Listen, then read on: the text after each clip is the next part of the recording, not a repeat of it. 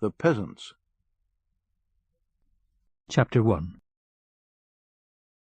Blows. Nikolai Chikildiev, waiter, of the Slavyansky Bazaar Hotel at Moscow, became ill. Once in a corridor he stumbled and fell with a tray of ham and peas, and had to resign. What money he had, his own and his wife's, soon went on treatment. He was tired of idleness and had to return to his native village. It was cheaper to live at home, after all, and the best place for invalids. And there is some truth in the proverb, "At home, the walls feel good." He arrived at Zhukova towards evening. He pictured his birthplace as cozy and comfortable as a child, but now when he entered the hut he knew it was close and dirty inside. And his wife Olga and little daughter Sasha looked questioningly at the big sooty stove, black from smoke, which took up half the hut and was covered with flies. The stove was crooked, the logs in the walls sloped, and it seemed that every minute the hut would tumble to pieces. The icon corner, instead of pictures, was hung with bottle labels and newspaper cuttings. Poverty. Poverty. Of the grown-ups, no one was at home. They reaped in the fields. And alone on the stove sat an 8-year-old girl, fair-haired, unwashed, and so indifferent that she didn't even look at the strangers. Beneath, a white cat rubbed herself against the pot-hanger. "Puss, puss!" cried Sasha. "Pussy!" "She can't hear," said the girl on the stove. "She's deaf." "How deaf?" "Deaf from beating." The first glance told Nikolai and Olga the life awaiting them, but they said nothing, silently laid down their bundles and went into the street. The hut was the third from the corner, and the oldest and poorest in sight. Its next-door neighbor, indeed, was little better, but the corner cabin boasted an iron roof and curtains in the windows. This cabin had no fence and stood alone. It was the village inn. In one continuous row stretched other huts, and, as a whole, the village, peaceful and meditative, with the willows, elders, and mountain ash peeping out of the gardens, was pleasing to see. Behind the cabins the ground sloped steeply towards the river, and here and there in the clay stuck denuded stones. On the slope, around these stones and the potter's pits, lay heaps of potsherds, some brown, some red, and below stretched a broad, flat, and bright green meadow, already mown, and now given over to the peasants' herds. A verst from the village ran the winding river with its pretty tufted banks, and beyond the river another field, a herd, long strings of white geese, then, as on the village side, a steep ascent. On the crest of the hill rose another village with a 5-cupolaed church, and a little beyond it the local noble's house. "It's a fine place, your village," said Olga, crossing herself towards the church. "What freedom, Lord!" At that moment, it was Saturday night, the church bells rang for vesper service. In the valley beneath, 2 little girls with a water pail turned their heads towards the church and listened to the bells. "At the Slavyansky Bazaar they're sitting down to dinner," said Nikolai thoughtfully.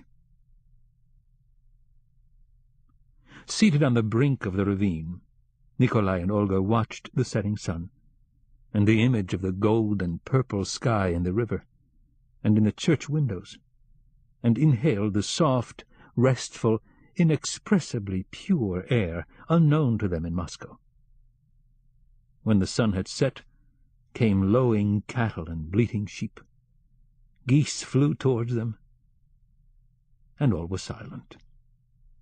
The soft light faded from the air, and evening shadows swept across the land. Meantime, the absent family returned to the hut. First came Nikolai's father and mother, dry, bent, and toothless, and of equal height. Later their sons' wives, Marya and Fyekla, employed on the noble's farm across the river. Marya, wife of Nikolai's brother Kiriak, had 6 children. Fyekla, wife of Dionys, then a soldier, 2. And when Nikolai, entering the hut, saw the whole family, all these big and little bodies which moved in the loft, in cradles, in corners, when he saw the greed with which the old man and women ate black bread soaked in water, he felt that he had made a mistake in coming home, sick, penniless, and, what was worse, with his family. "And where is brother Kiriak?" he asked, greeting his parents. "He's watchman at the trader's," answered the old man, "in the wood. He's a good lad, but drinks heavily." "He's no prophet," said the old woman in a lachrymose voice. "Our men are not much use. They bring nothing home with them, and only take things. Our Kiriak drinks, and the old man, there's no use hiding it, himself knows the way to the drink shop. They've angered our mother in heaven." In honor of the guests, the samovar was brought out. The tea smelt of fish. The sugar was damp and looked as if it had been gnawed. The bread and vessels were covered with cockroaches. It was painful to drink, and painful to hear the talk of nothing but poverty and sickness. Before they had emptied their first glasses, from the yard came a loud, drawling, drunken cry, "Marya!" "That sounds like Kiriak," said the old man. "Talk of the devil, and he appears." The peasants were silent. A moment later came the same cry, rough and drawling, and this time it seemed to come from underground. "Marya!" The elder daughter-in-law, Marya, turned deadly pale and pressed her body to the stove. And it was strange to see the expression of terror on the face of this strong, broad-shouldered, ugly woman. Her daughter, the little indifferent girl who had sat on the stove, suddenly began to cry loudly. "Stop howling! Cholera!" cried angrily Fyekla, a good-looking woman, also strong and broad-shouldered. "He won't kill you." From the old man Nikolai soon learned that Marya was afraid to live with her husband in the forest, and that when he had drunk too much, Kiriak came for her and made scenes, and beat her mercilessly. "Marya!" came the cry, this time from outside the door. "Help me, for the love of heaven, help me," chattered Marya, breathing as if she had been thrown into icy water. "Help me, kinsman." The houseful of children suddenly began to cry, and seeing them, Sasha did the same. A drunken cough echoed without, and into the hut came a tall, black-bearded mujik wearing a winter cap. In the dim lamplight his face was barely visible, and all the more terrible. It was Kiriak. He went straight to his wife, flourished his arm, and struck her with his clenched fist in the face. Marya didn't utter a sound. The blow seemed to have stunned her, but she seemed to dwindle. A stream of blood flowed out of her nose. "It's a shame, muttered the old man, climbing on the stove. "And before our visitors. It's a sin." The old woman kept silence, and Benton, too, seemed lost in thought. Fyekla rocked the cradle. Kiriak seized Marya's hand, dragged her to the door, and, to increase her terror, roared like a beast. But at that moment he saw the visitors and stopped. "So you've come," he began, releasing his wife. "My own brother and his family." He prayed a moment before the image, staggered, opened his red, drunken eyes, and continued. "My brother and family have come to their parents' house. From Moscow, that means. The old capital, that means. The city of Moscow, mother of cities. Excuse." Amid the silence of all, he dropped on the bench near the samovar and began to drink loudly from a saucer.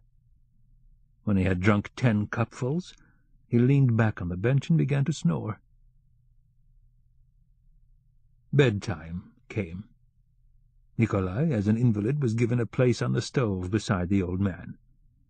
Sasha slept on the floor, and Olga went with the young women to the shed. "Never mind, my heart," she said, lying on the hay beside Marya. "Crying is no help. You must bear it. In the Bible it is written, 'Whosoever shall smite thee on thy right cheek, turn to him the other also.' Don't cry, my heart."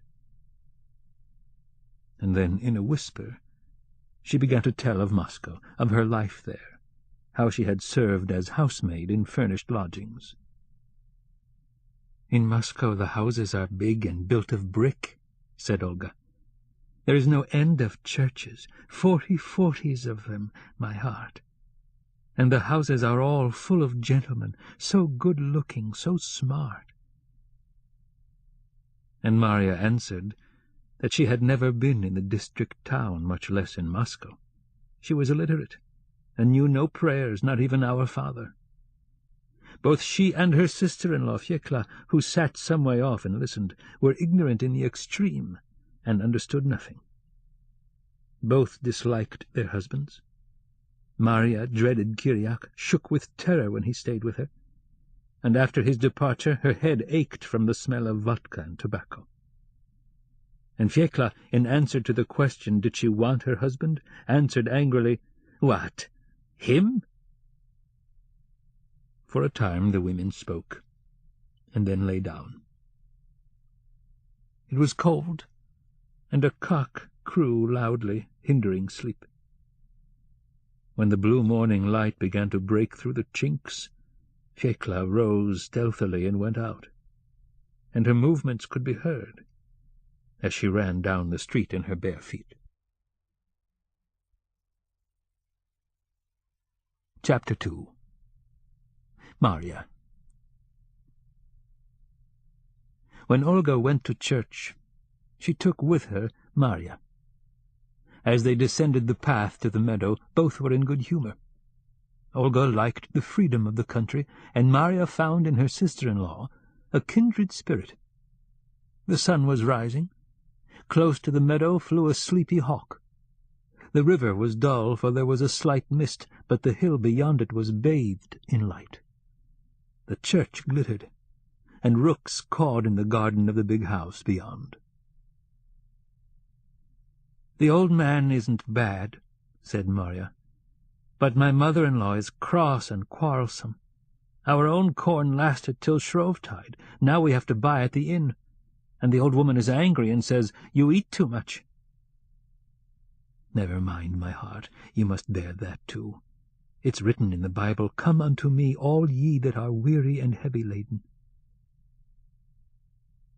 Olga spoke gravely and slowly, and walked like a pilgrim, quickly and briskly. Every day she read the Gospel, aloud, like a clerk. And though there was much that she didn't understand, the sacred words touched her to tears. And words like "Astche," "Dondjeje," she pronounced with beating heart. She believed in God, in the Virgin, in the saints, and her faith was that it was wrong to do evil to any man, even to Germans, gypsies, and Jews. When she read aloud the Gospel, even when she stopped at words she didn't understand, her face grew compassionate, kindly, and bright. "What part are you from?" asked Marya. "Vladimir. I have been long in Moscow, since I was 8 years old." They approached the river. On the other bank stood a woman, undressing herself.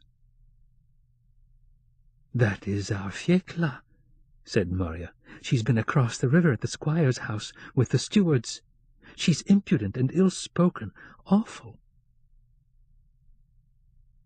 Black-browed Fiekla, with loosened hair, jumped into the river, and young and firm as a girl splashed in the water, making big waves.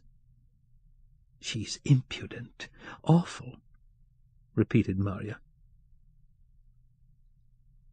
Across the river was a shaky bridge of beams, and at that moment beneath it in the clear, transparent water swam carp. On the green bushes, imaged in the water, glistened dew. It was warm and pleasant. What a wonderful morning! And indeed, how splendid would be life in this world, were it not for poverty. Hideous, hopeless poverty, from which there is no escape. But look back to the village, and memory awakens all the events of yesterday, and the intoxication of joy vanishes in a wink. The women reached the church. Marya stopped near the door, afraid to go inside. She feared, too, to sit down, though the service would not begin till 9 o'clock, and stood all the time. As the gospel was being read, the worshippers suddenly moved and made way for the squire's family. In came 2 girls in white dresses with wide-brimmed hats, and behind them a stout, rosy boy dressed as a sailor. Their coming pleased Olga. She felt that here at last were well-taught, orderly, good-looking people. But Marya looked at them furtively and gloomily, as if they were not human beings, but monsters who would crush her if she failed to make way. And when the deacon sang out in a bass voice, she fancied she heard the cry, "Marya!" and shuddered.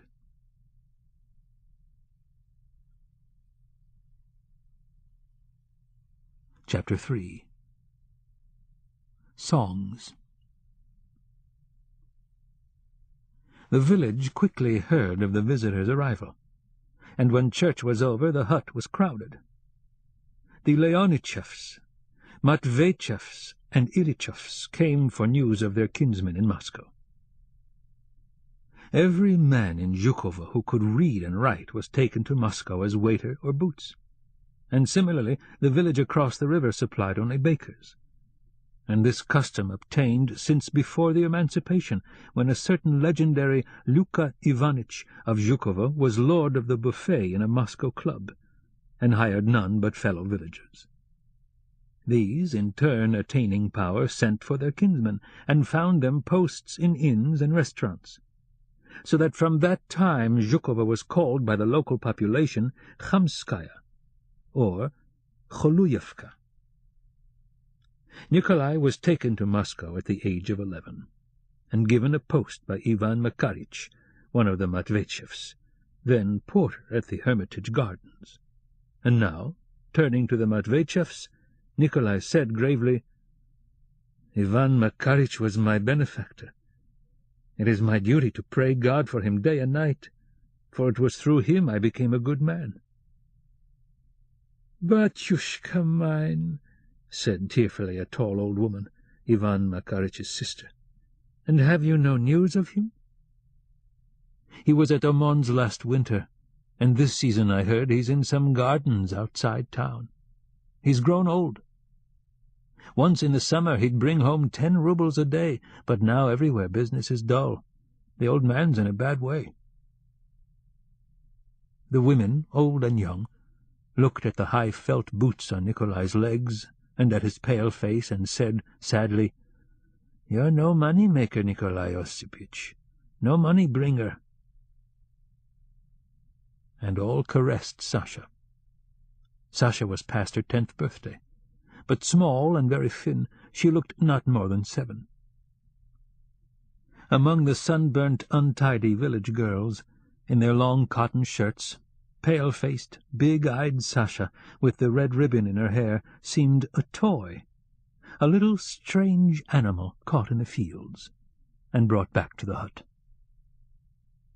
"And she knows how to read," boasted Olga, looking tenderly at her daughter. "Read something, child. she said, taking a New Testament from the corner. "Read something aloud and let the Orthodox listen." The old, heavy, leather-bound, bent-edged Bible smelt like a monk. Sasha raised her eyebrows and began in a loud drawl, "And when they were departed, behold, the angel of the Lord appeareth to Joseph in a dream, saying, Arise and take the young child and his mother." "The young child and his mother," repeated Olga. She reddened with joy. "And flee into Egypt, and be thou there until I bring thee word." At the word "until," Olga could not longer restrain her emotion and began to cry. Marya followed her example, and Ivan Makarich's sister cried also. The old man coughed and fussed about, seeking a present for his grandchild, but he found nothing, and waved his hand.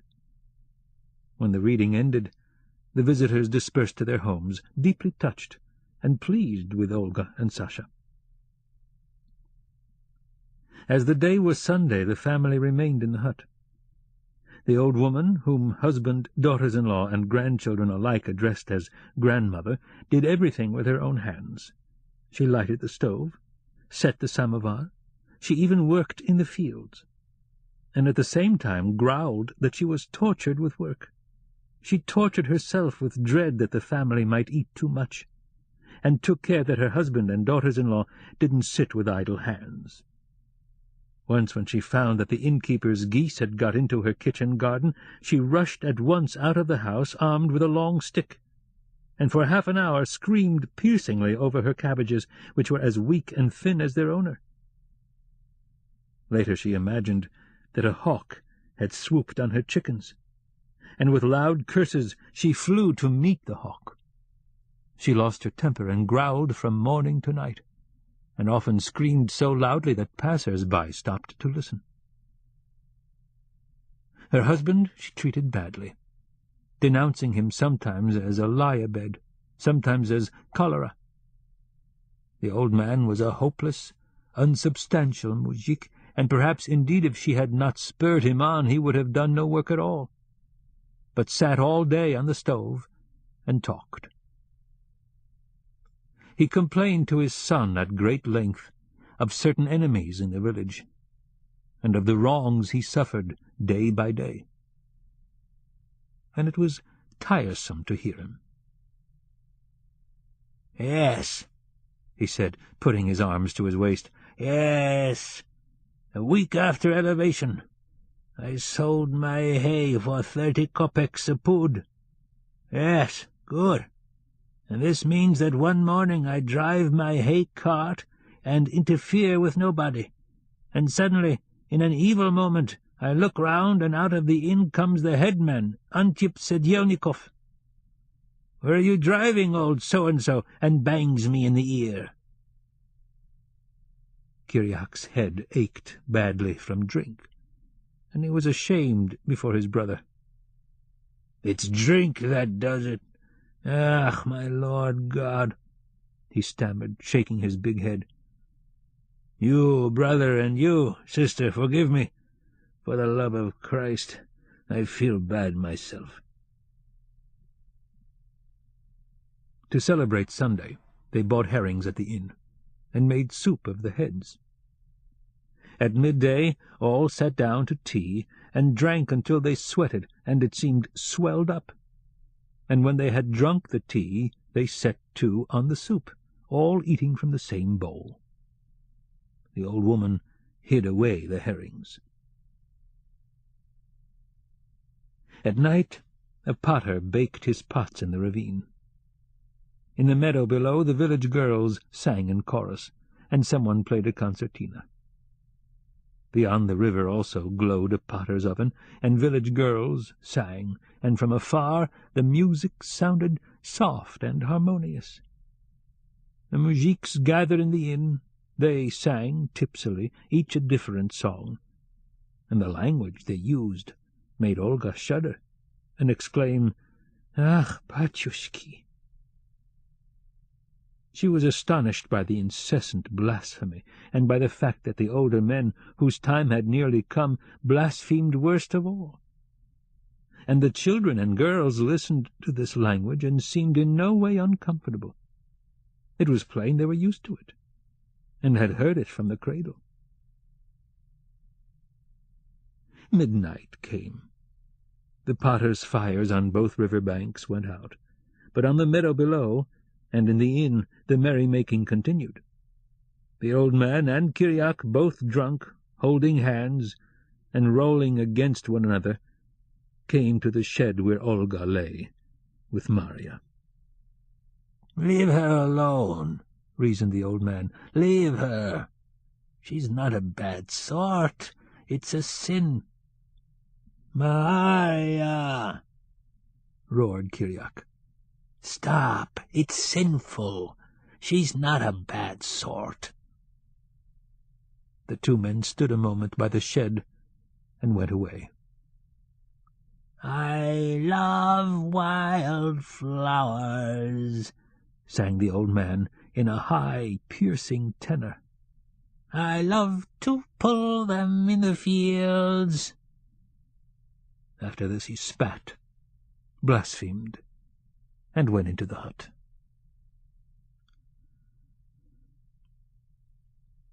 Chapter 4. Dreams. Grandmother stationed Sasha in the kitchen garden and ordered her to keep away the geese. It was a hot August day. The innkeeper's geese could get into the kitchen garden by the back way, but at present they were busy picking up oats near the inn and quietly conversing, though the old gander stood aloof, his head raised as if to make sure that grandmother was not coming with her stick. The other geese could also get into the garden, but these were feeding far across the river, and, like a big white garland, stretched across the meadow. Sasha watched a short time, and then got tired, and, seeing no geese in sight, went down to the ravine. There she saw Motka, Marya's eldest daughter, standing motionless on a big stone and looking at the church. Marya had borne 13 children, but only 6 remained, all girls, and the eldest was 8 years old. Barefooted Motka, in her long shirt, stood in the sun. The sun burnt the top of her head, but she took no notice of this, and seemed turned to stone. Sasha stood beside her, and, looking at the church, began. "God lives in the church. People burn lamps and candles, but God has red lamps, green and blue lamps, like eyes.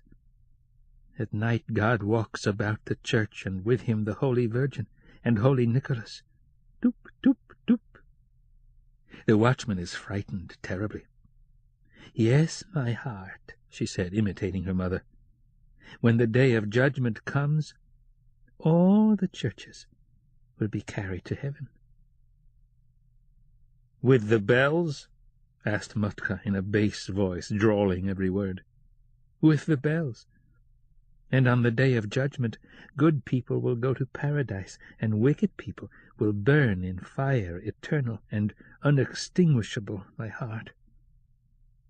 To Mother and Marya, God will say, 'You have offended no one, so go to the right, to paradise.'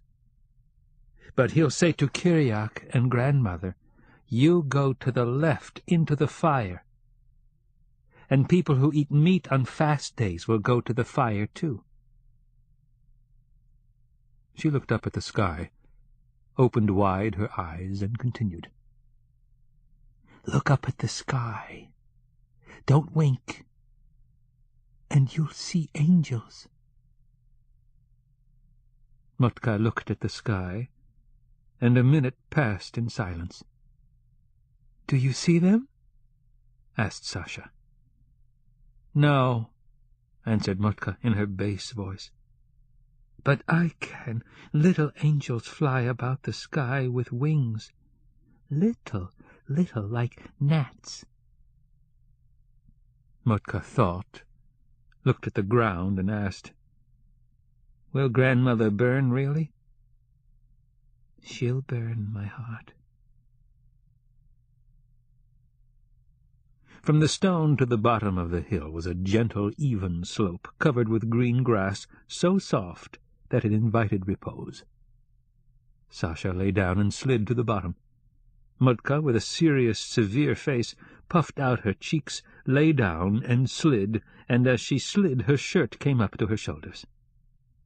"How funny I felt," said Sasha in delight. The two children climbed to the top, intending to slide down again, but at that moment they heard a familiar, squeaky voice. Terror seized them.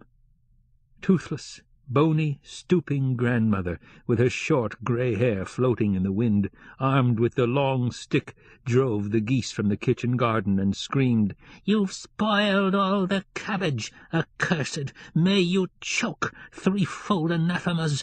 Plagues! There is no peace with you!" She saw the two girls, threw down her stick, took up a bundle of brushwood, and seizing Sasha's shoulders with fingers dry and hard as tree forks, began to beat her. Sasha cried from pain and terror, and at that moment a gander, swinging from foot to foot and stretching out its neck, came up and hissed at the old woman.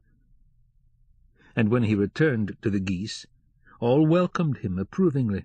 "Caw, caw, caw." Thereafter grandmother seized and whipped Mutka, and again Mutka's shirt went over her shoulders.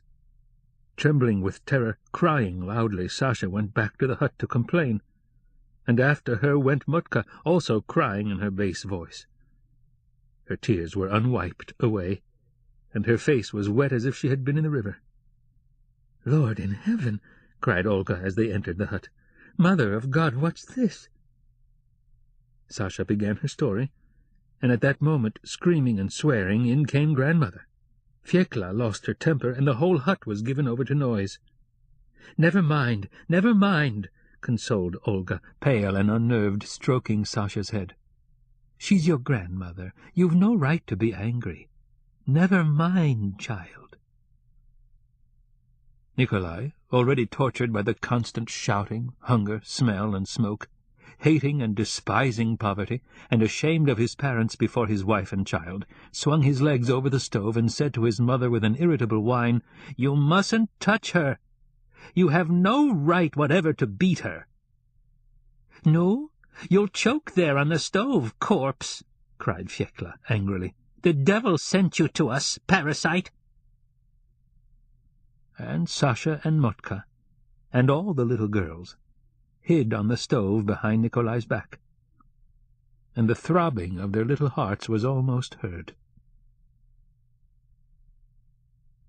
In every family with an invalid, long sick and hopeless, there are moments when all, timidly, secretly, at the bottom of their hearts, wish for his death. Alone, children always dread the death of any one kin to them, and feel terror at the thought. And now the little girls, with bated breath and mournful faces, looked at Nikolai, and thinking that he would soon die, wanted to cry and say something kindly and compassionate. Nikolai pressed close to Olga, as if seeking a defender, and said in a soft, trembling voice, "Olga, my dear, I can stand this no longer. It's beyond my strength. For the love of God, for the love of Christ in heaven, write to your sister, Klavdia Abramovna. Let her sell or pledge everything and send us the money to get out of this. Oh, Lord," he cried with longing, "to look at Moscow again, even with one eye, even to see it in dreams."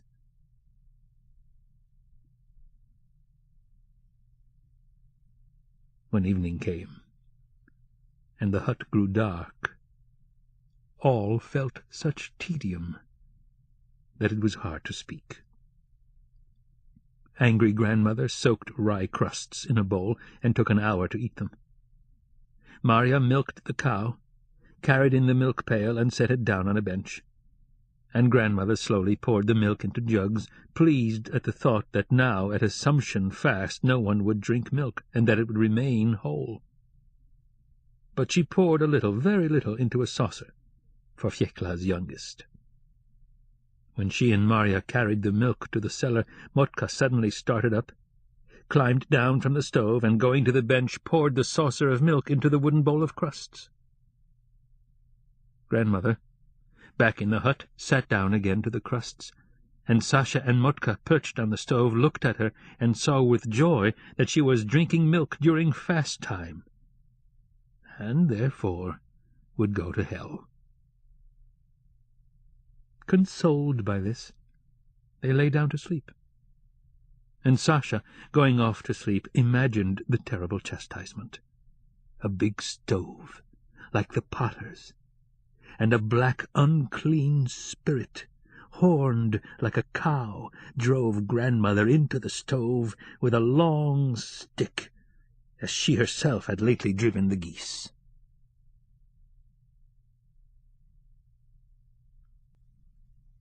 Chapter 5. Fire. On the night of Assumption, at 11 o'clock, the young men and girls playing below in the meadow suddenly cried and shrieked and ran back towards the village. The boys and girls who sat above on the brink of the ravine at first couldn't understand the cause of their cries. "Fire! Fire!" came from beneath in a despairing scream. "The hut's on fire!" The boys and girls on the ravine turned their heads and saw a picture terrible and rare. Over one of the farthest thatched huts rose a fathom-high pillar of fire which curled and scattered fountain-wise on all sides showers of bright sparks. And immediately afterwards the whole roof caught fire, and the crackling of burning beams was heard by all. The moonlight faded, and soon the whole village was bathed in a red, trembling glare. Black shadows moved across the ground, and there was a smell of burning. The merrymakers from below, all panting, speechless, shuddering, jostled one another and fell. Dazzled by the bright light, they saw nothing, and couldn't even tell who was who. The sight was terrible, and most terrible of all was that in the smoke above the conflagration fluttered doves, and that the men in the inn, knowing nothing of the fire, continued to sing and play the concertina as if nothing had happened. "Uncle Semyon is burning!" cried a loud, hoarse voice. Marya, with chattering teeth, wandered about her hut, weeping and wringing her hands, although the fire was far away at the other end of the village. Nikolai came out in his felt boots, and after him the children in their shirts. At the village policeman's hut they beat the alarm. Bem, bem, bem echoed through the air, and this tireless, repeated sound made the heart sink and the listeners turn cold. The old women stood about with images. From the yards were driven sheep, calves, and cows, and the villagers carried into the street their boxes, sheepskins, and pails. A black stallion, kept apart from the herd because he kicked and injured the horses, found himself in freedom, and neighing loudly, he tore up and down the village, and at last stopped beside a cart and kicked it violently. In the church beyond the river the fire alarm was rung. It was hot all around the burning hut, and in the bright glare even the blades of grass were visible. On a box which the peasants had managed to save sat Semyon, a big-nosed, red-headed moujik, in short coat, with a forage cap pressed down to his ears. His wife lay on her face on the earth, and groaned. A little, big-bearded, capless, gnome-like stranger of 80, evidently partial to fires, wandered around carrying a white bundle. His bald head reflected the glare. The starosta, Antip Syedelnikov, swarthy and black-haired as a gypsy, went up to the hut with his axe, and for no apparent reason beat in all the windows and began to hack at the steps. "Women! Water!" he roared. "Bring the engine! Look sharp!" The peasants, fresh from merrymaking in the inn, dragged up the fire-engine. All were drunk. They staggered and fell. Their expressions were helpless, and tears stood in their eyes. "Bring water, girls!" cried the starosta, also drunk. "Look sharp!" The young women and girls ran down the slope to the well, returned with pails and pitchers of water, and having emptied them into the engine, ran back for more. Olga and Marya and Sasha and Motka all helped. The water was pumped up by women and small boys. The hose nozzle hissed, and the starosta, aiming it now at the door, now at the windows, held his finger on the stream of water so that it hissed still more fiercely. "Good man, Antip!" came approving cries. "Keep it up!" And Antip went into the hall and cried thence, "Bring more water! Do your best, orthodox men and women, on this unfortunate occasion!" The moujiks stood in a crowd with idle hands and gaped at the fire. No one knew what to start on. Not one was capable of help, although around were stacks of grain, hay, outhouses, and heaps of dry brushwood. Kiriak and his father Osip, both tipsy, stood in the crowd. As if to excuse his idleness, the old man turned to the woman who lay on the ground and said, "Don't worry yourself, gossip. The hut's insured. It's all the same to you." And Semyon, addressing each moujik in turn, explained how the hut caught fire. "That old man there with the bundle is General Zhukov's servant. He was with our general, heaven kingdom to him, as cook. He comes up to us in the evening and begins, 'Let me sleep here tonight.' We had a drink each, of course. The woman prepared the samovar to get the old man tea, when in an unlucky moment she put it in the hall, and the fire from the chimney, of course, went up to the roof, the straw and all. We were nearly burnt ourselves, and the old man lost his cap. It's a pity." The fire alarm boomed without cease, and the bells of the church across the river rang again and again. Olga, panting, bathed in the glare, looked with terror at the red sheep and the red pigeons flying about in the smoke. And it seemed to her that the boom of the fire alarm pierced into her soul, that the fire would last forever, and that Sasha was lost. And when the roof crashed in, she grew so weak with fear lest the whole village burn that she could no longer carry water, and she sat on the brink of the ravine with her pail beside her. Beside her sat other women, and spoke as if they were speaking of a corpse.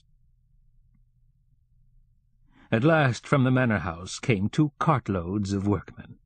They brought with them a fire-engine.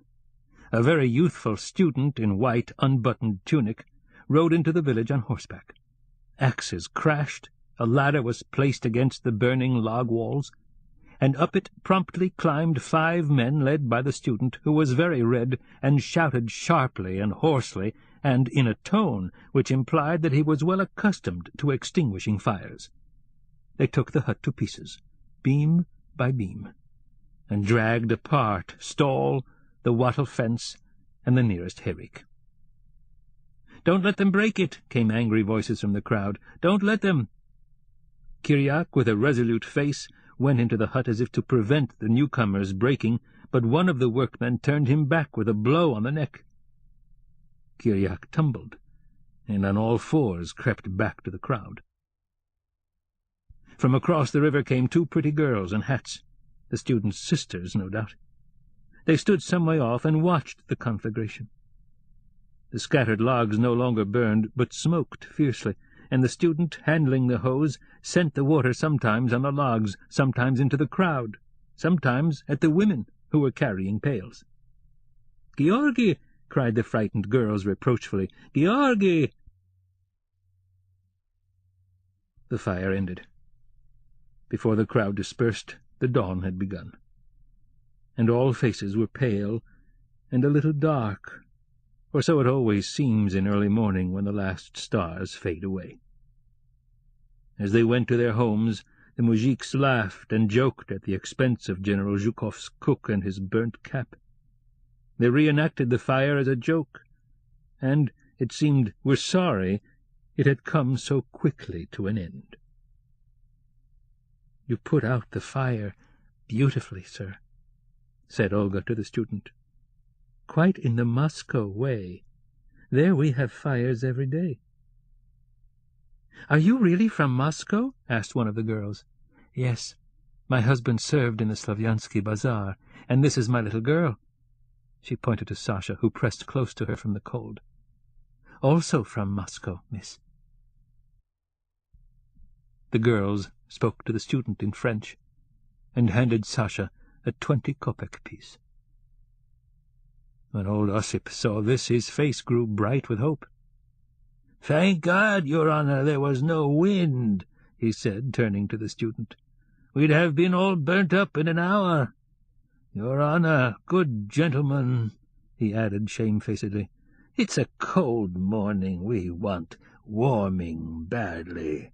Half a bottle from your kindness." Ossip's hint proved vain, and, grunting, he staggered home. Olga stood at the end of the village and watched as the 2 carts forded the stream, and the pretty girls walked through the meadow towards the carriage waiting on the other side. She turned to the hut in ecstasies. And such nice people, so good-looking. The young ladies, just like little cherubs. "May they burst asunder," growled sleepy Fiekla, angrily.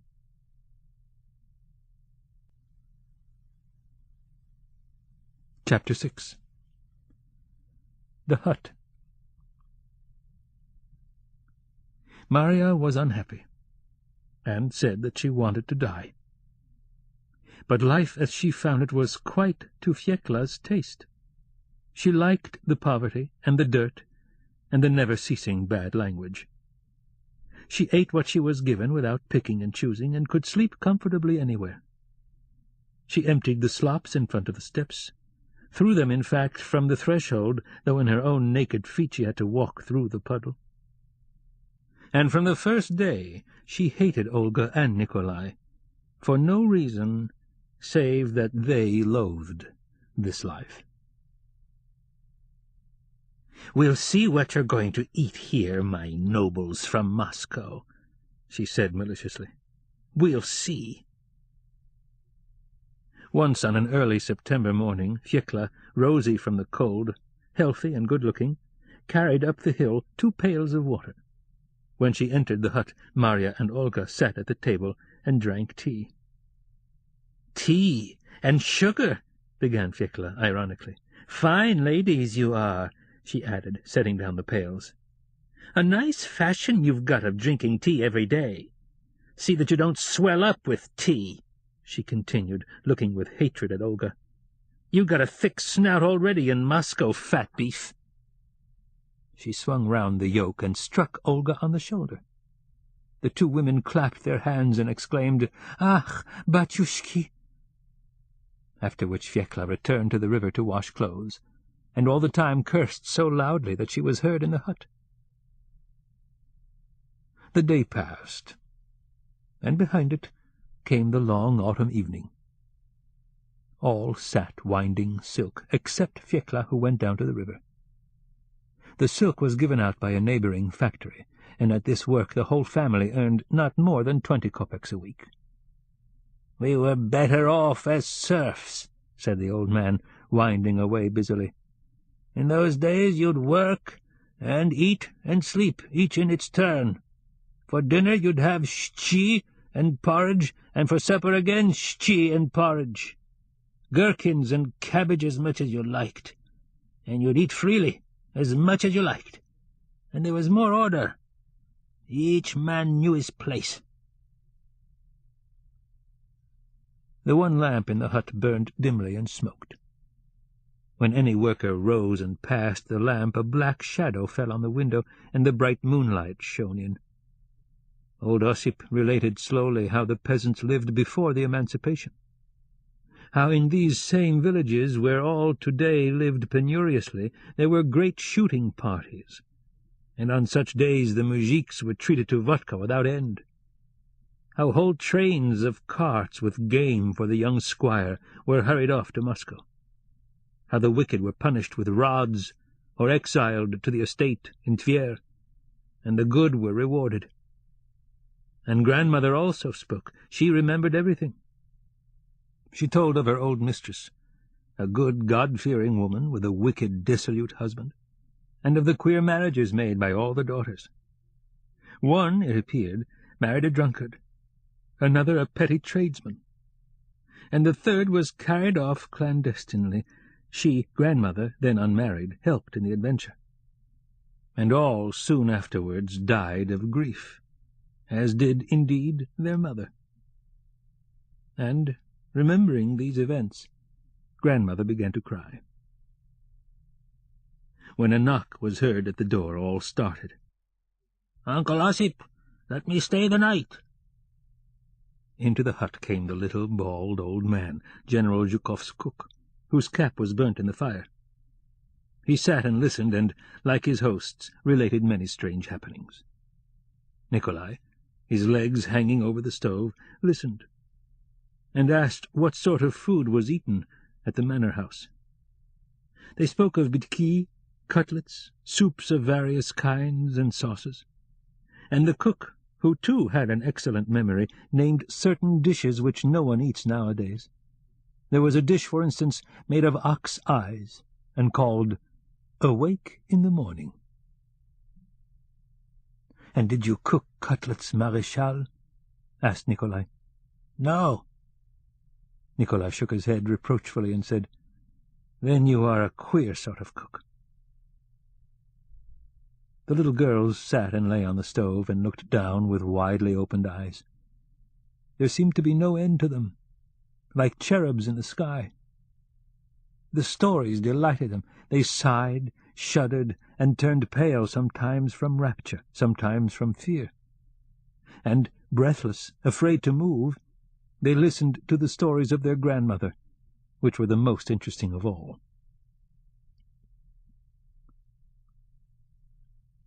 They went to bed in silence, and the old men, agitated by their stories, thought how glorious was youth, which, however meagre it might be, left behind it only joyful, living, touching recollections.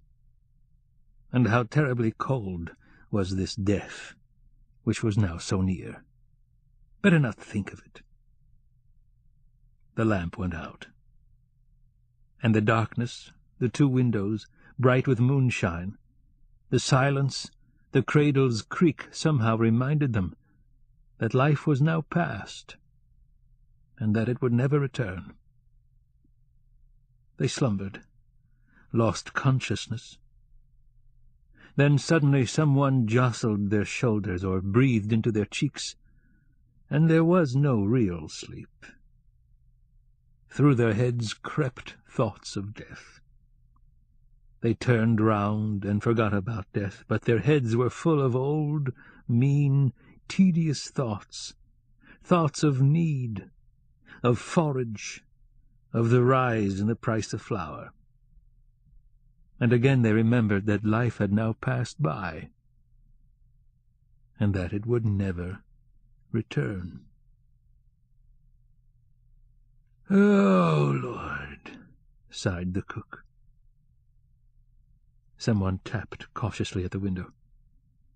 That must be Fiekla. Olga rose, yawned, muttered a prayer, opened the inner door, then drew the bolt in the hall. But no one entered. A draught blew, and the moon shone brightly. Through the open door Olga saw the quiet and deserted street, and the moon itself swimming high in the sky. "Who's there?" she cried. "I," came a voice. "It's I."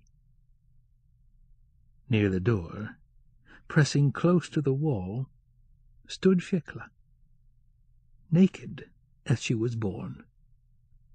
She shuddered from the cold, her teeth chattered, and in the bright moonlight she was pale, pretty, and strange.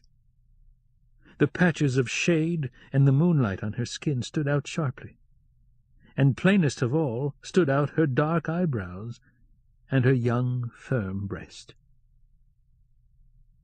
"Some impudent fellows across the river undressed me and sent me off in this way, as my mother bore me. Bring me something to put on." "Go into the hut yourself," whispered Olga with a shudder. "The old ones will see me." And as a fact, grandmother got restless and growled, and the old man asked, "Who is there?"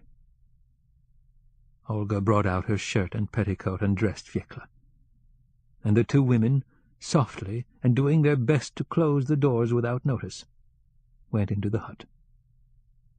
"So that's you, devil?" came an angry growl from grandmother, who guessed it was Fiekla.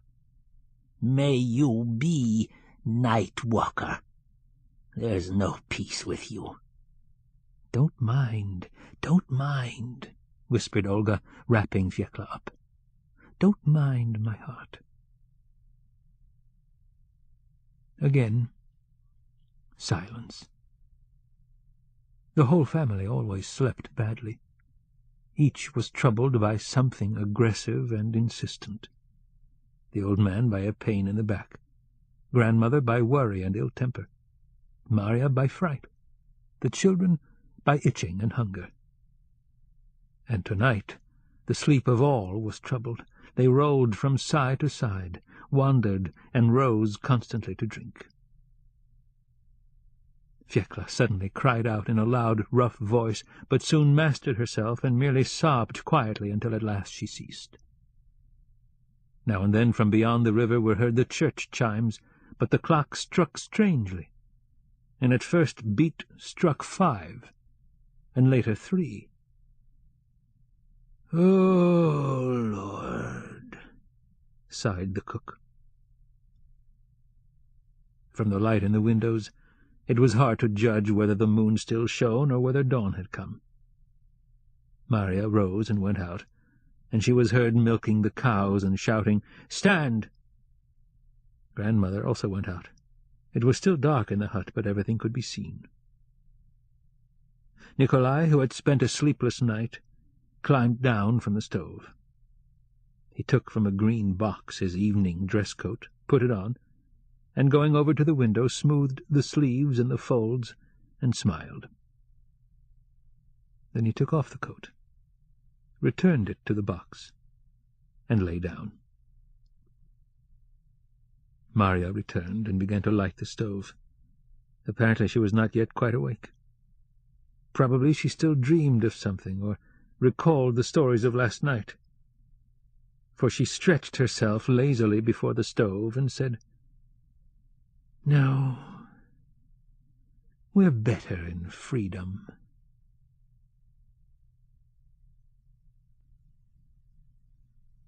Chapter 7. Who else? In the village arrived the gentleman, as the peasants called the superintendent of police. Everyone knew a week ahead the day and cause of his arrival, for though Zhukova had only 40 houses, it owed in arrears to the imperial treasury and the zemstvo more than 2,000 rubles. The superintendent stopped at the inn, drank 2 glasses of tea, and then walked to the starosta's hut, where already waited a crowd of peasants in arrears. The starosta, Anton Chekhov, despite his youth, he was little over 30, was a stern man who always took the side of the authorities, although he himself was poor, and paid his taxes irregularly. It was clear to all that he was flattered by his position, and revelled in the sense of power which he had no other way of displaying save by sternness. The Mir feared and listened to him. When in the street or at the inn he met a drunken man, he would seize him, tie his hands behind his back, and put him in the village jail. Once, indeed, he even imprisoned grandmother for several days because, appearing at the Mir instead of her husband, she used abusive language.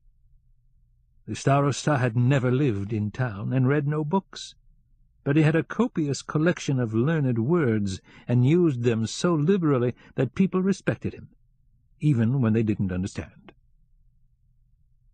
When Osip with his tax book entered the starosta's hut, the superintendent, a thin, old, grey-whiskered man in a grey coat, sat at a table in the near corner and made notes in a book.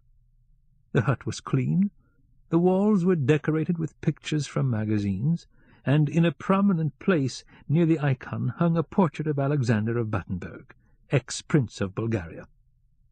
At the table, with crossed arms, stood Antip Sidnyelnikov. "This man, Your Honor, owes 119 rubles," he said when it came to Osip's turn. "Before Holy Week he paid a ruble. Since then, nothing." The superintendent turned his eyes on Osip and asked, "What's the reason of that, brother?" "Your honor, be merciful to me," began Osip in agitation. "Let me explain.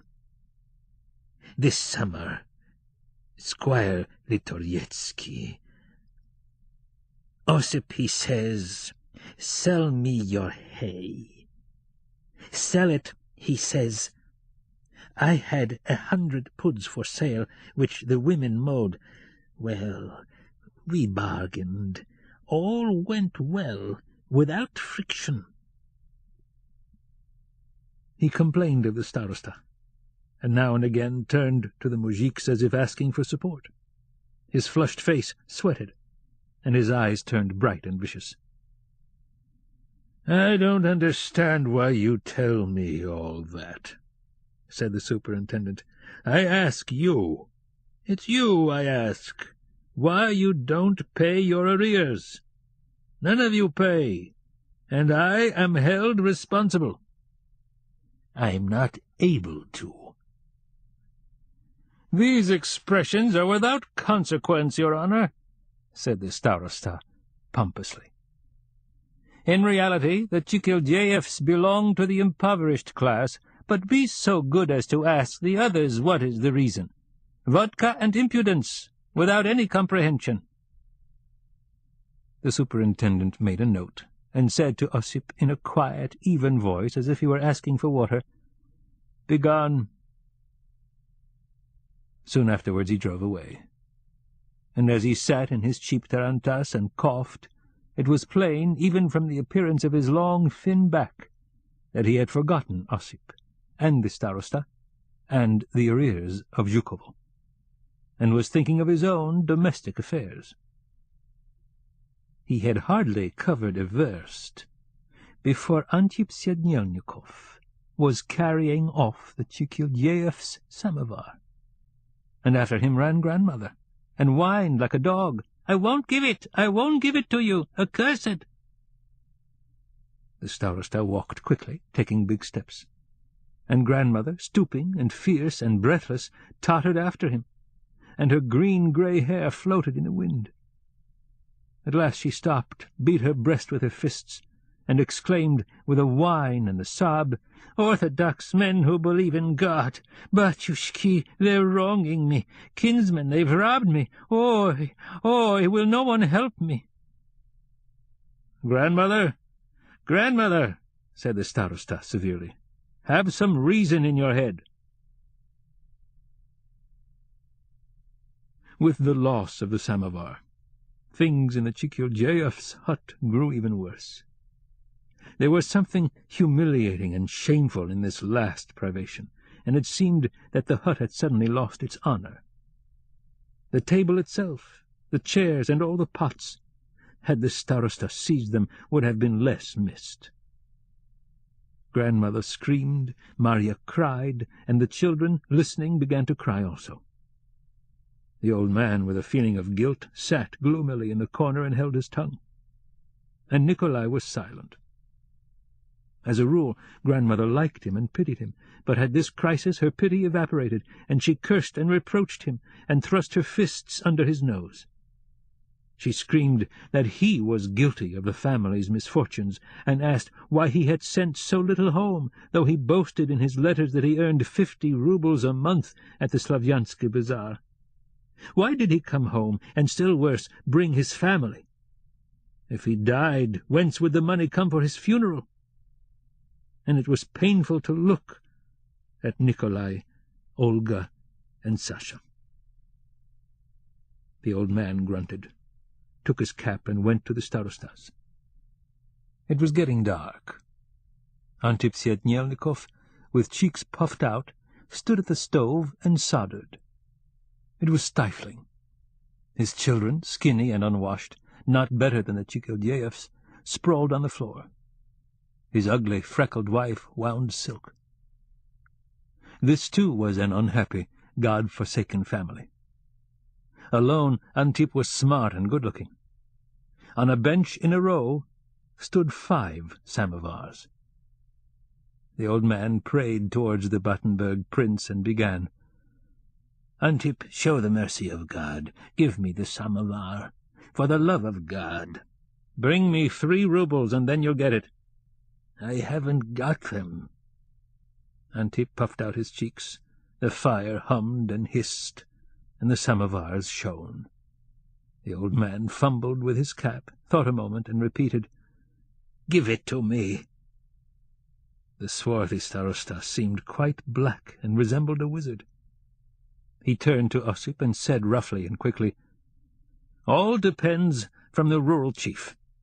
In the administrative session of the 26th of this month you can expose the causes of your dissatisfaction verbally or in writing."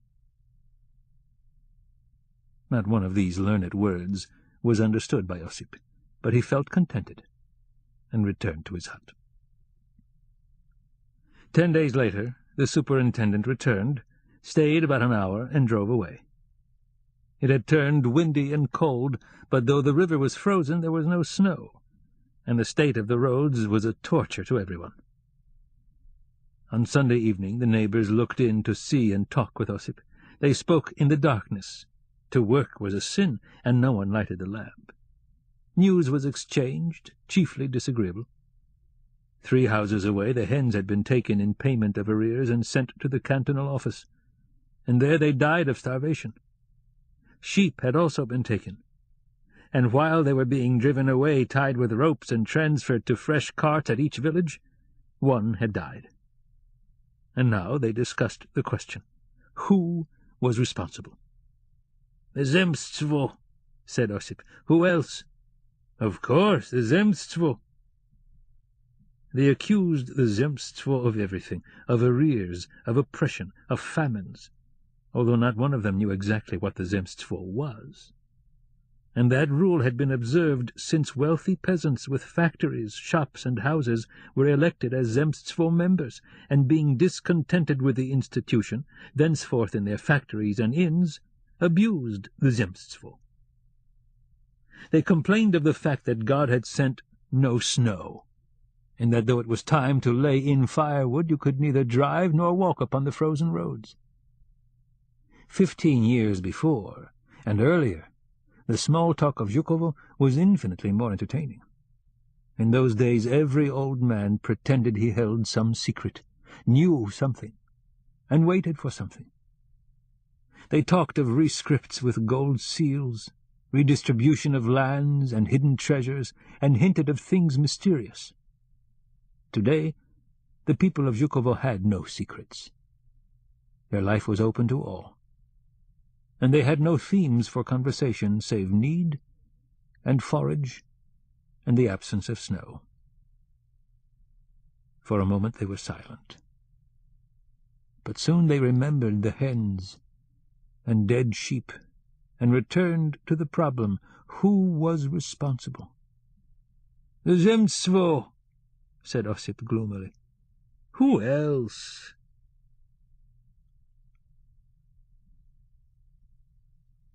Chapter 8. Died. The parish church was Kosogorovo, 6 versts away, but the peasants went there only to christen, marry, or bury. They worshipped at the church across the river.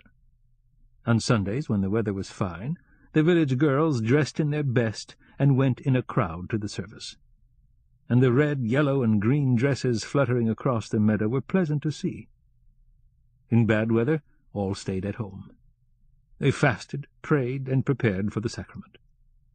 From those who had failed in this duty during the great fast, the priest, when he went round the huts with his crucifix, took 15 kopecks fine. The old man didn't believe in God because he had hardly ever thought of him.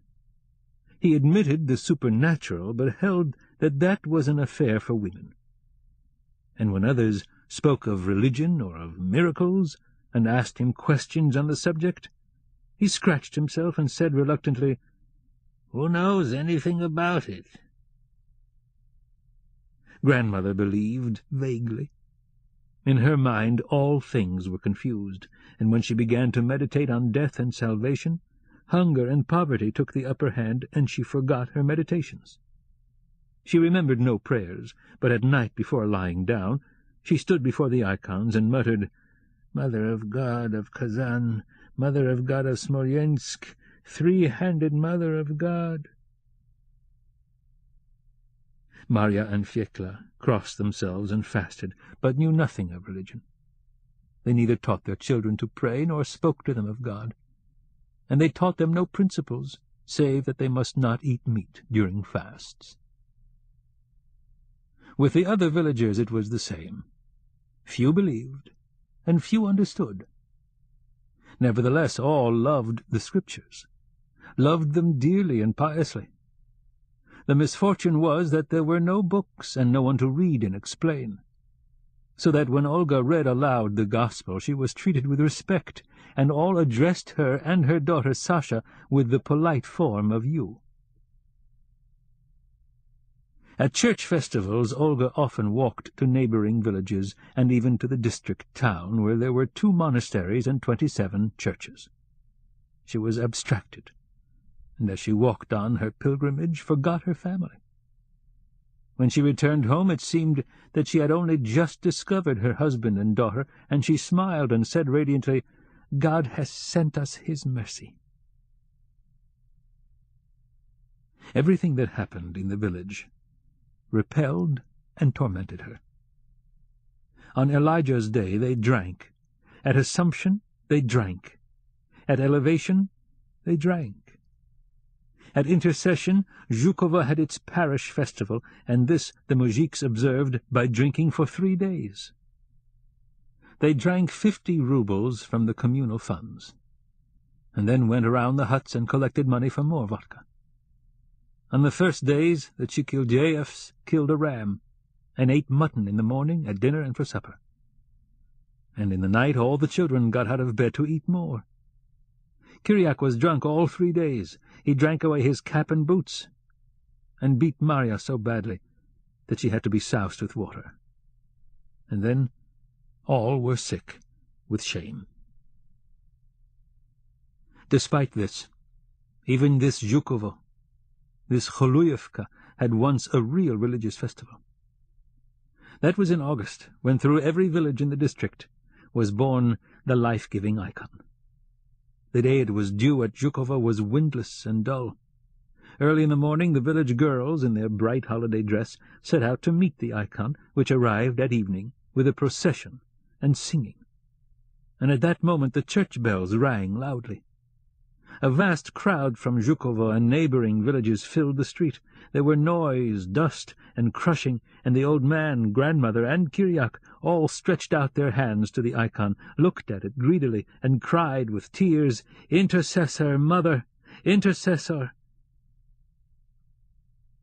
All, at once, it seemed, realized that there is no void between earth and heaven, that the great and strong of this world have not seized upon everything, that there is intercession against injury, against slavish subjection, against heavy, intolerable need, against the terrible vodka. "Intercessor, Mother," sobbed Marya, "Mother." When the service was said and the icon carried away, all things were as of old, and noisy, drunken voices echoed from the inn.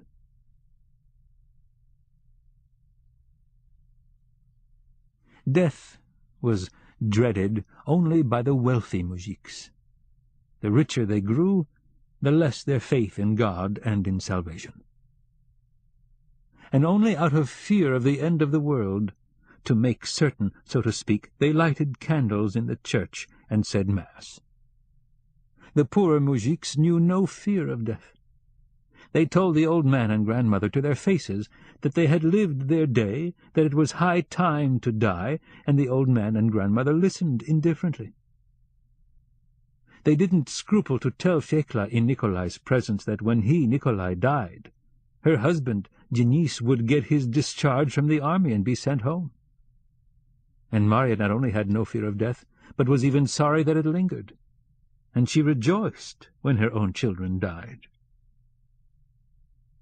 But though they knew no dread of death, they looked on sickness with exaggerated dread. The most trifling ailment, a disordered stomach, a slight chill, sent grandmother on to the stove, where she rolled herself up and groaned loudly without cease, "I am dying!" And the old man would send for the priest to confess her and administer the last sacrament. They talked eternally of colds, of worms, of tumours which begin in the stomach and slowly creep towards the heart. Most of all, they dreaded colds, and even in summer dressed warmly and cowered over the stove.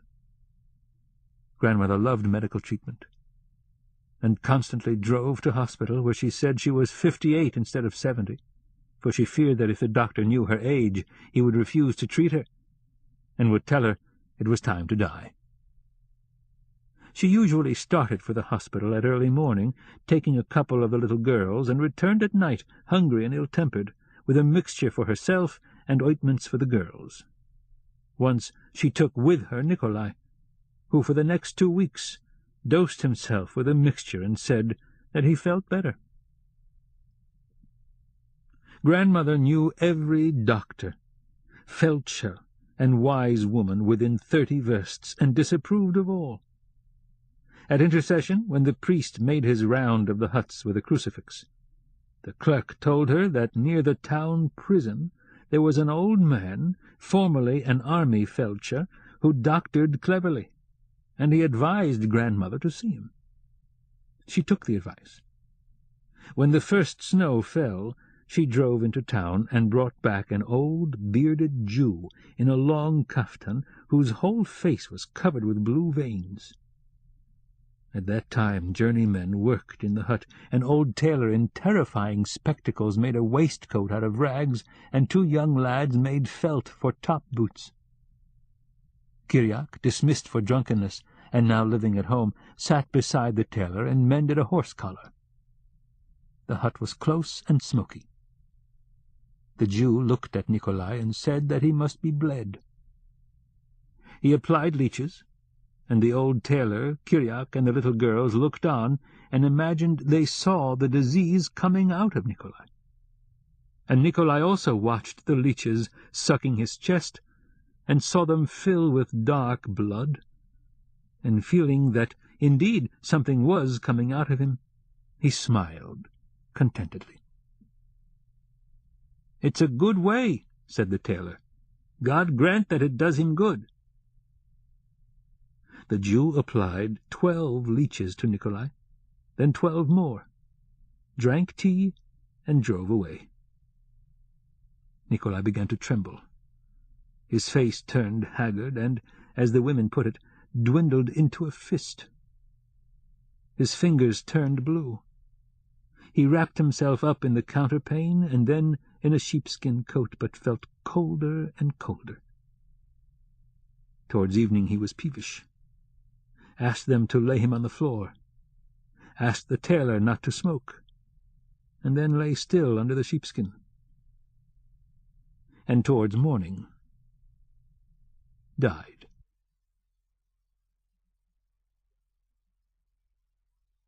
Chapter 9. Give alms. It was a rough, a long winter. Since Christmas there had been no grain, and flour was bought outside. Kiriak, who still lived at home, made scenes at night, causing terror to all. And next morning his head ached, and he was ashamed, so that it was painful to see him. Night and day in the stall a hungry cow lowed, and rent the hearts of grandmother and Marya. And to make things worse, the frost grew severer, and the snow heaped itself high in the street, and the winter stretched out. Annunciation was marked by a genuine winter snowstorm, and snow fell in Holy Week. But even this ended. The beginning of April brought warm days and frosty nights. Winter gave way reluctantly, but the hot sunshine foiled him, and at last the brooks melted and the birds began to sing. The fields and shrubs by the riverside were hidden in spring floods, and from Zhukova to the village beyond stretched a big lake given over to wild duck. The spring sunsets, fiery and with splendid clouds, yielded each day sights new and incredible, sights which are often laughed at when they appear on canvas. The cranes cried mournfully, as if they called on men to follow them. Standing on the brink of the ravine, Olga looked at the flood, at the sun, at the bright, it seemed rejuvenated church, and her tears flowed, and she panted with passionate longing to go away, though it might be to the end of the earth.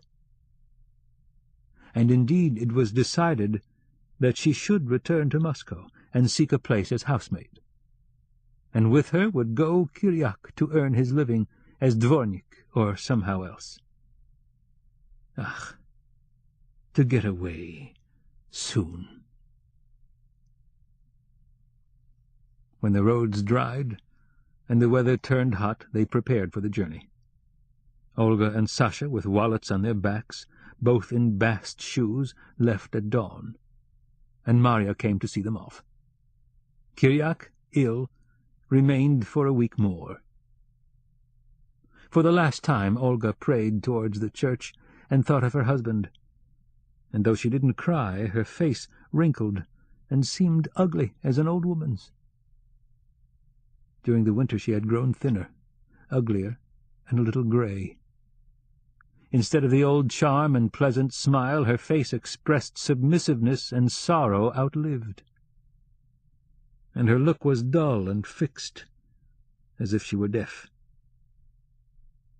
She was sorry to leave the village and the moujiks. She remembered how they carried away Nikolai, how Mass was said at nearly every hut, and how all wept, feeling her grief their own. Summer and winter, there were hours and days when it seemed to her that these men lived worse than beasts, and to look at them was terrible. They were coarse, dishonest, dirty, drunken. They lived in discord. They fought eternally because they despised, feared, and suspected one another. Who kept the drink shop and dosed the moujik with drink? The moujik. Who squandered and spent on drink the money of the commune, of the school, of the church? The moujik. Who stole from his neighbor, burnt his house, perjured himself in court for a bottle of vodka? The moujik. Who first spoke at the Zemstvo and on other boards against the moujik? The moujik. Yes, to live with them was torture. But despite all this, they were men. They suffered and wept as men. And in their whole lives there was not one act for which an excuse might not be found. Labor unbearable, from which the whole body ached at night, fierce winters, scanty harvests, crowding, help from nowhere, and no hope of help.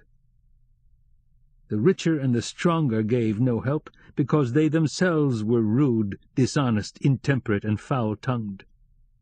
The pettiest official or clerk treated the moujiks as vagabonds. Even the cantonal chiefs and church elders addressed them as thou, and believed they had a right thereto. Yes. And could there be help or good example from the selfish, the greedy, the dissolute, the idle, who came to these villages with but one intent, to insult, terrify, and rob? Olga remembered the piteous, humiliated faces of the old men when in winter Kiriak was brought out to be flogged. And now she was sorry for all these men and women. And on her last walk through the village she looked at every hut. When she had accompanied them 3 versts, Marya said goodbye, then fell upon her knees, and with her face touching the ground cried loudly. Again I am left alone. Alas, poor me, poor, poor unfortunate. And she continued to keen so that long afterwards Olga and Sasha could see her on her knees, bent on one side, holding her head with her hands. And above her head flew rocks. The sun rose higher. The day grew warm. Zhukova was left far behind. The travellers followed many circuitous paths, and Olga and Sasha soon forgot the village and Marya. They were in good humour, and everything amused them. First a mound, then a line of telegraph posts with mysterious humming wires which vanished on the horizon and sped to some unknown destination, then a farm buried in green which sent from afar a smell of dampness and hemp, and seemed to say that it was the home of happy people, then a horse's skeleton lying white in a field. And larks sang untiredly. Quails cried to one another, and the landrail cried with a sound like the drawing of an old boat. At midday Olga and Sasha reached a big village, and in the broad street came upon General Zhukov's old cook. He was hot, and his red, sweating, bald patch shone in the sun. At first he didn't recognize Olga, then he looked and recognized her, but both, without exchanging a word, continued their paths. Olga stopped and bowed low before the open windows of a hut which seemed richer and newer than its neighbours, and cried in a loud, thin, and singing voice, "Orthodox Christians, give alms for the love of Christ, kingdom of heaven to your father and mother, eternal rest." "Orthodox Christians," echoed little Sasha, "give for the love of Christ, heavenly kingdom."